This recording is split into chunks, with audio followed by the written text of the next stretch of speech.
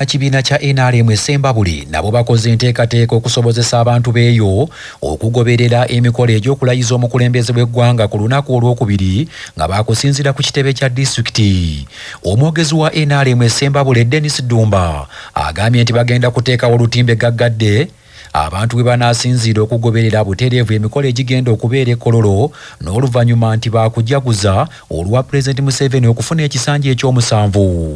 Fenna tuyike mu bungi tugende kololo abaana batabasobodde genda kololo nga NRM Sembabule tutaddewo enteekateeka mugenda kuba mufuna byonna ebigenda okuba nga bive kololo butereevu ku lutimbe olugenda okuteekebwa ku disitulikiti y'e Sembabule. Mbakunga mwenna mujje Sembabule mulabe byonna ebigenda mu maaso nga bwe kiri nti kino ekisanja Yoweri Kaguta Museveni yatusuubiza otwongeramu enkulaakulana nga bannasembabule tukolera enguudo zaffe zimwasanjala mujje tumulage essanyu nga bannasembabule nga betuwaniriza n'enkulaakulana egenda okujja oba okweyongera e Sembabule. Ate iyo omubaka wa gavumenti e Sembabule Jane Francis Kagayi ategeeza nti disitulikiti eneeteeseteese okulayiza ssentebe ne bakansala ku mutendera gwa disitulikiti ng'ennaku z'omwezi 15 ku lwokutaano lwa sabbiiti ejja. Disitulikiti ejja kutegeka okulayira bulungi nga minisita bwe yabagayidinga okwa bannaffe abagenda okulayira ekisanja kye tugenda okutandika ng'ennaku z'omwezi 12 ekisanja ekiddako. Basaba abakulembeze bwe mujja mu disitulikiti mwegattire wamu ne bannammwe be musanzeemu oba mu disitulikiti gy'ojja okukoleramu oba kugombolola ojja kusangayo abakozi aba gavumenti, ojja kusangayo abakulembeze emitendera egy'enjawulo mu nzikiriza ez'enjawulo, abakulembeze aba gavumenti eya wakati n'eya Buganda n'ey'abantu abalala. Ye sipiika w'olukiiko lwa disitulikiti y'e Sembabule Ajerias Kasozi agambye nti batunuulidde enkulaakulana ey'omuggundu n'enteekateeka nnyingi ezigenda okutwala Sembabule mu maaso. Kirungi nti chairman waffe Wero C5 ataddemu amaanyi agakola ne tulabika nga ebyensimbi bino byeyongedde ate yakomyewo gwe tulina agenda okutambuza. Twebaza nnyo abakozi ba gavumenti kubanga twasumbuuse twaseetuse luli twali bakyana mu 6 ku assessment ya Prime Minister twali bakyana mu 6 ku entities 174 ne ku luno twabadde ba 7 mu Uganda yonna district twira 146 bugatako municipalities ne cities kintu ky'amaanyi nnyo. Ekibiina kya Forum for Democratic Change kirangirira nti kigenda kwetaba ku mikolo egy'okulayiza omukulembeze w'eggwanga wadde ng'ekibiina ekyo kyayitiddwa mu butongole. Bino bivudde mu nsisinkano ey'abakulembeze b'ekibiina ekyo gye babaddemu mu disitulikiti ey'e Buyikwe era abakulembeze b'ekibiina ekyo bwe basisinkanye ne basalawo nti tebagenda kwetaba mu kulayiza omukulembeze w'eggwanga okugenda okubeerawo sabbiiti ejja. Omukulembeze w'ekibiina kya FDC Engineer Patrick Amuriato Boy agambye nti bw'olaba ebiriwo n'ebyo ebyaliwo mu kiseera eky'okunoonya akalulu kumpi nga okunoonya akalulu kwafuuka lutalo tebalina nsonga yankiza eyinza kubatwala ku kisaawe ky'ameefuga ekkololo okwetaba ku mikolo egy'okulayiza omukulembeze w'eggwanga nga waliwo n'abantu bangi abaakwatibwa mu kiseera ekyo naye nga bakyali mu makomera. Amuriato Boy agambye nti tebayinza kwetaba ku mikolo egy'okujaguza nga waliwo abantu bangi abaasibwa kyokka nga bakyagaanye okuwozesebwa nga abakulu tebannaba kubawozesa. N'asaba nti singa abantu bayimbulwa naddala abakwatibwa ku nsonga z'ebyobufuzi awo baakulaba amakulu mu kulayira kw'omukulembeze w'eggwanga. The invitation of the FDC and other political parties in the opposition is merely window dressing. We are not going to be part of that window dressing. And so our official position as the FDC is that we will not attend the swearing in Kololo. We will attend the swearing in of our members of parliament. We are very happy to do that because it does not mean, by attending their swearing in that they never faced the same challenges the presidential candidate faced. They only became stronger than the system and were able to circumvent those obstacles. Wabula FDC okwawukanako n'ebibiina ebirala ebivuganya gavumenti. Omukulembeze w'ekibiina ekyo Patrick Amuriato Boy ategeezezza nti beetegefu okwogerezeganya ne gavumenti ku ntambuza y'eggwanga naddala mu nkola ennungamu. Abafumba abakunukkiriza mu 10 beeyiye mu ekereziya Lutike Rubaga okujaguza emyaka 15 mu kyanga ekibiina ekibagatta ki Tuesday Class kigunjibwawo era omutukuvu Papa Leo we-14 n'asaba amaka gaabwe bagafuula eggunjuliro ly'abantu okuwa bannaabwe ekitiibwa okubaaba empisa okunyweza eddiini n'okwewala ebikolwa ebityobola eddembe ly'obuntu. Ekitambiro kya misa kikulembeddwa Monsignor John Wainard Katende omu ku baasookera ddala okuba abagunjuzi mu Tuesday Class era asinzidde mu misa eyo n'avumirira bataata abatafuddeyo ku buvunaanyizibwa bwabwe. Atolera obuvunaanyizibwa bungi nnyo okusinga abalala bonna mu famire yo, okusinga omukyala n'abaana be muzadde, taata ne maama. Olubeerera Katonda ng'atonda yagaa nti kantonda omubeezi ayamba ono atamuviirako ddala companionship gwe mulimu gwa maama. Ate ne gubeera gw'amaanyi, si kubeera deputy naye kutambulira wamu. Wao bagamba behind a successful man is a woman. Ekinjogeza ekyo kubanga bataata ennaku zino bangi abamu baafuna vocation ya kuzaala buzaazi obaani yagibawa. Azaala wano n'azaala wali yonna gy'azadde alekera bannyaabwe, abaana nyaabwe yakuza. Nedda ssebo gwe mutwe gw'amaka ne mukyalawo n'abaana be muzaala mwembi. Ekyo Katonda kyajagala ne Eklezia kyakubiriza. Olw'ekyo tusabira twebaza bataata abanyiikira okukola ekyo n'okulambika amaka gatambule bulungi. Monsignor Wainard Katende bw'abadde atunuulidde olunaku olw'okujaguza olunaku lw'abamaama atenderezza nnyo bannakazadde b'eggwanga olw'obutakoma kuzaala wabula ne bafaayo okugunjula abaana.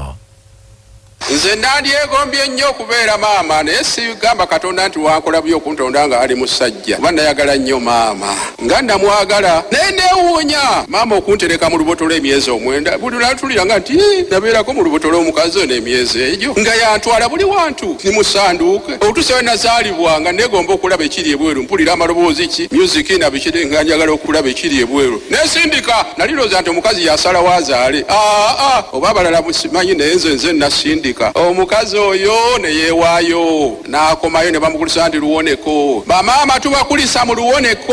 Mwe muzaala n'abasajja mwana oyo balo mwe muzaala ne paapa mwe muzaala ne bonna buli muntu ajja ku nsi kuno omukazi yamuzaala. Omubaka omukyalo wa disitulikiti ewa Kiso Betty Ethel Nalwima nga yabadde omugenyi omukulu ku mukolo guno asabye abazadde essira obutaliteeka ku baana bawala bokka wabula bafeeyo ne ku baana abalenzi. Musala amagezi gonna tuddemu tukuza abaana. Eggwanga liri kyeriri okusinziira ku ngeri omwana gye tumukuzizza. Ate mumanye nti n'omwana omulenzi tulina musuula. Ebizibu bye tulina mu ggwanga lino kwe kubanga cases za domestic violence nyingi naye nga zivudde ku ki omwana omulenzi engeri gy'akuzibwamu. N'olwekyo mbasaba tukole kyonna ekisoboka tukuza abaana. Bwe tunaakuza abaana tiyagasa agenda kukendeera, amasasi gagenda kukendeera, n'abaana bafa bonna aba ba political prisoners abali mu makomera. Mukimanyi bulungi nnyo bagenda mu makomera okusinziira ku ngeri gye twakuzaamu ababasa sembayo okufuga eggwanga lino. Oba olina ekisa oba tolina kisa kisinziira ngeri ki gye bakuziza mu maka. Ye omubaka omulondo owa Nnyendo Mukungwe Sebina gy'aviira nga yagattibwa mu Lutike Rubaga yeebazizza omutukuvu Papa Leo olw'okulengerera awala ku nsonga y'amaka era ategeezezza nti singa amaka gafa eggwanga teribeera na lugendo. Omusingi gw'eggwanga guva ku maka ate amaka agalimu obufumbo obutukuvu ge maka ge tusuubira okubeera nti gajja kuteekateeka eggwanga lyaffe ery'ebiseera ebijja libeere nga ddungi, abantu abalimu ensa, abantu abatya Katonda, abantu abawa bannaabwe ekitiibwa naddala abakulembeze. Kubanga kati otunuulira abakulembeze abamu ne weewuunya oba ddala baazaalibwa nga baava mu maka amaka ge baga nti gaagunjula omwana ne gamuweereza mu nsi aweereze banne. Mu buufu bwe bumu ebikumi n'ebikumi by'abalamazi okuva mu ssaza l'Eklezia Katolika Masaka n'amasaza amalala olwaliro balamaze e Bwanda mu disitulikiti y'e Kalungu ewali ennyumba enzadde ey'abannabiikira okwongera okwegayirira omutonzi akozesa omuzaana wa Katonda Sisita Amedeewo ekyewuunyo ekyenkulaakulana ng'okwo abakulu e Roma kwe banaasinziira alangirirwe mu lubu lw'abeesiimi. Omusasi waffe Ssaalongotta Omusange Kayinja y'omu ku balamaze. Ebisigala by'omuddu wa Katonda Monsignor Aloysius Ngobya n'ebya omuzaana wa Katonda Sisita Amedeewo byabali byaterekebwa mu Lutike ekitovu so nga ebirala byatwalibwa e Roma okwongera okubinoonyerezaako. Bw'abadde ayogera eri ebikumi n'ebikumi by'abalamazi n'abamu batambuzizza bigere okutuuka e Bwanda, omulungamya w'ensonga za Munsonyiwa Aloysi Ngobya ne Sista Medeo Byabali mu ssaza ly'e Masaka, era nga yakwanaganya ensonga zino n'ekitebe ekikulu eky'obukatoliki mu nsi yonna, Father Dr. Edward Ssekabanja akubiriza abantu ba Katonda bagende mu maaso n'okwegayirira ku nsonga zino. Akali mu kwegayirira tugende mu maaso n'okwegayirira,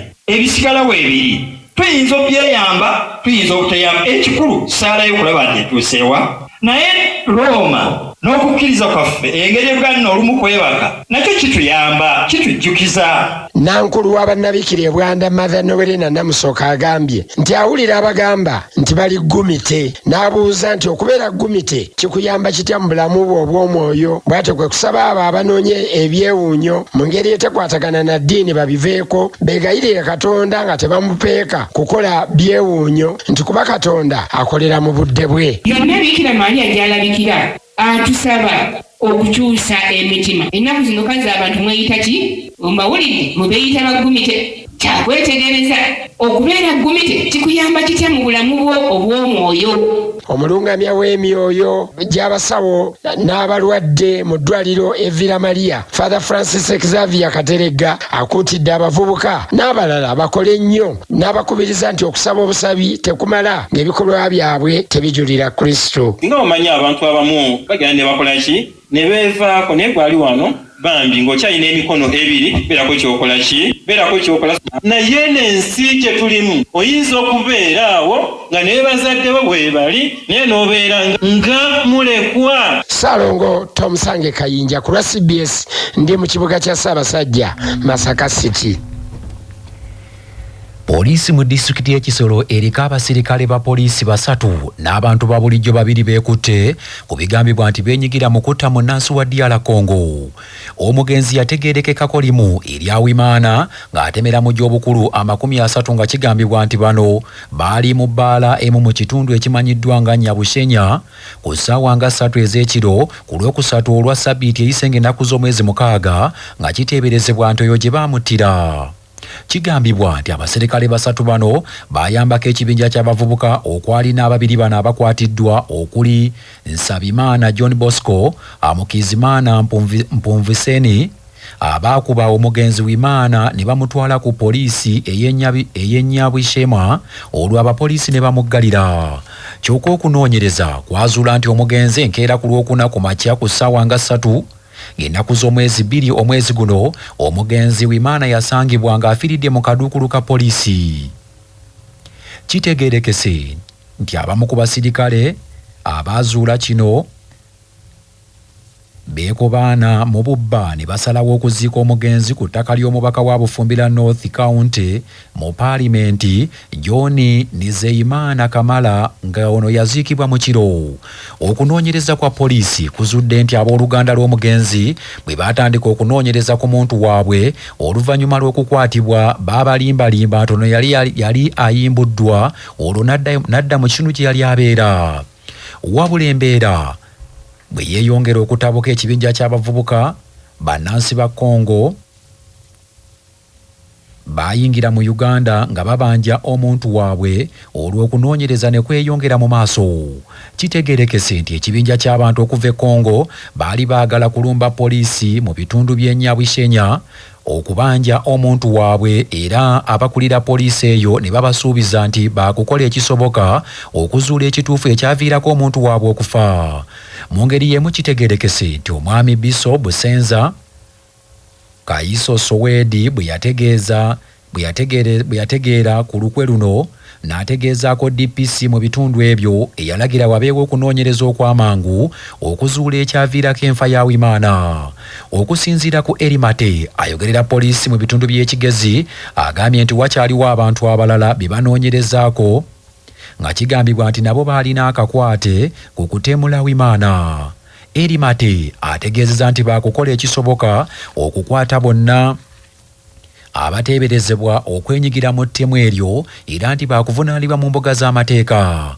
Ono ategeezezza nti abakwate kuliko Musabimana Wikirifu, Apeti Kizito ne Yebuze Morisi. Olukiiko luddukanya emizannyo gy'amasomero ga siniya egy'omupiira ogw'ebigere egya National Boys Football Championships lukakasizza emipiira 32 nti gye gigenda okuzannyibwa ku lunaku olusooka enkya ng'ennaku z'omwezi 11 mu mpaka zino ezigenda okutandika mu butongole. Empaka zino zigenda kuzannyibwa okuva nga 11 okutuuka nga 2 omwezi guno ogwokutaano, era emipiira ku mutendera gw'ebibinja gigenda kuzannyibwa okutuuka nga 14 omwezi guno. Emipiira 32 egigenda okuzannyibwa buli lunaku mu bibinja gigenda kuzannyibwa ku ssaawa 3 ez'okumakya, ku ssaawa 5 ez'okumakya, ku ssaawa 8 ez'emisana ne ku ssaawa 10 ez'olweggulo, nga buli ssaawa emu ejja kubeeramu emipiira 8 egizannyiddwa mu bisaawe 8 ebigenda okukozesebwa mu mpaka ezo. Bannantameggwa b'empaka ezaasembayo ababudde esesi bagenda kuyingira ekisaawe ku ssaawa 5 ez'okumakya okuzanya ne Teso College Alot ku kisaawe eky'abategesi abaalira Town College. Amasomero 64 ge gagenda okuvuganya mu mpaka zino nga gonna gasengekeddwa mu bibinja 16 nga buli kibinja kirimu ttiimu 14, buli kibinja kirimu ttiimu 4. Amawulire okuva ebweru w'eggwanga gakutuusibwako Mchad Industries abakukolera Mchad Kisubiti, amajani kawoomera, Mchad Muchuzi Mix, akanzaali akazito y'enva ne Mchad Mineral Water, amazzi amawoomu agawonya ennyonta. Amawulire agava Irani galaze nti Irani eweerezaawo okwanukula kwayo ku nsonga y'okuyimiriza olutalo. Ssaabaminisita wa Pakistan Shahbaz Sharif, omu ku batabaganya, ategeezezza nti afunye obubaka okuva Irani ku nsonga z'olutalo wadde ng'agaanye okwatuukiriza ekituufu ekiri mu bubaka obwo. Amerika nayo yagaana okwasanguza ensonga kwe yeesigama okwagala okuyimiriza olutalo olwo wadde ng'ebyafuluma byalaga nti erina ennyingo 14 ze yateeka mu kiwandiiko ze yagala okuteekako essira ku nsonga ey'okuyimiriza olutalo nga n'ensonga eya nyukiriya nayo kigambibwa nti eri ku mwanjo. Okuyimiriza okulwanagana kyagendereramu okwongera okukubaganya ebirowoozo n'okutema empenda ku kusiriikiriza awamu n'okumalawo olutalo Amerika ne Isirairi lwe baalangirira ku ggwanga lya Irani era nga lufiiriddemu abantu abawera. Ssaabaminisita wa Pakistan ategeezezza nti obubaka bwafunye bwakubutuusa eri abakulu nga Irani eyanukula ku nsonga z'okuyimiriza olutalo. Okuva olutalo olwo lwe lwabalukawo, embeera ezeetabanguka mu nsi yonna nga n'ebbeeyi y'amafuta yeekanama olwa Isirairi okuggala akagolomolo akahomoozi awaali wayita amafuta agatundibwa mu mawanga ag'enjawulo, era Isirairi ng'ezze ekalambira ng'egamba nti eyagala kumalawo ejjoogo erigikolebwako Amerika ne Isirairi.